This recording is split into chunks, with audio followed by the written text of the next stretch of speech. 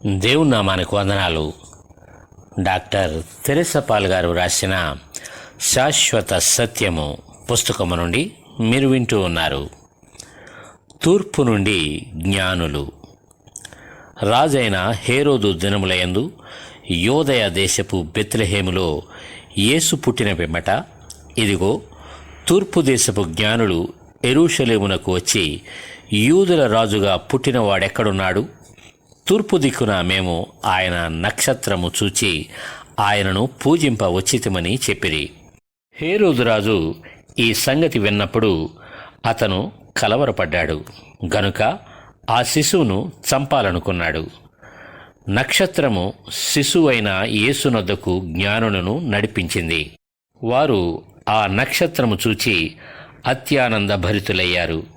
వారు ఇంటిలోనికి వచ్చి తల్లి అయిన మరియను ఆ శిశువును చూచి సాగిలపడి ఆయనను పూజించి తమ పెట్టెలు విప్పి బంగారమును, సాంబ్రాణిని, బోళమును కానుకలుగా ఆయనకు సమర్పించారు.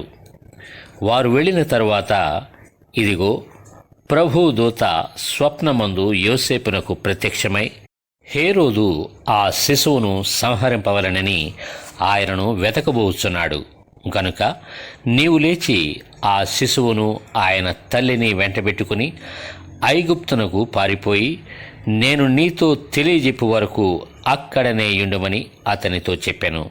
గనుక వారు ఐగుప్తునకు వెళ్ళి హేరోదు మరణించేంత వరకు అక్కడే ఉన్నారు. మత్తయి సువార్త 2వ అధ్యాయం 1 నుండి 13 వచనాల వరకు. హేరోదు పసిపిల్లలను వధించుట. హేరోదు కోపోద్రిక్తుడై మోషే జన్మించిన సమయంలో జరిగినట్టు 2 సంవత్సరములు మొదలుకొని తక్కువ వయస్సు గల పిల్లలనందరినీ వధించమని ఆజ్ఞాపించాడు. హేరోదు చనిపోయిన తరువాత యోసేపు, మరియా, శిశువైన యేసు ఇశ్రాయేలు దేశమునకు తిరిగి వచ్చారు.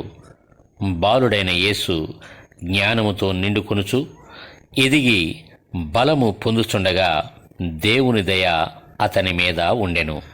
మత్తయి సువార్త 2వ అధ్యాయం 19 నుండి 23 వచనాల వరకు.